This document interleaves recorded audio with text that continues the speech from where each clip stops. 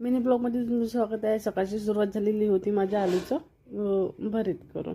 भरीत यासाठी करत होती कारण की आलूबोंडे करायचे होते मला तयार. म्हणून आलूबोंडे तयार करायसाठी मी पहिले आलूचं भरीत करून घेतलं मस्तपैकी आणि मस्त फुगत फुगत आलूचं भरीत तयार झालं. नंतर गोळे वगैरे तयार करून घेतले. नंतर आम्हाला अंशी वगैरे कटिंग करायला जायची होती म्हणून आम्ही अंशी कटिंग वगैरे करायला गेलो आणि इथे स्टाईलमध्ये मस्त दोघे बापले का मस्त उतरले गाडीवरून आणि चालले होते. माझ्याकडे ते पाऊलच नव्हतं, ते एवढे इग्नोर मारत होते बरं का सांगाच सोय नाही, जसं काही मी कोणी व्हायच नाही. मग गेले आम्ही सलूनमध्ये इकडे तिकडे पाहत होतो आम्ही, कोणी होतच नाही. पाहत होतो म्हटलं कोण कटिंग करून घेईन आता, आम्हालाच करावं लागेल असं वाटलं. तर मग नंतर दिसले कोणते आम्हाला तर दादा दिसला.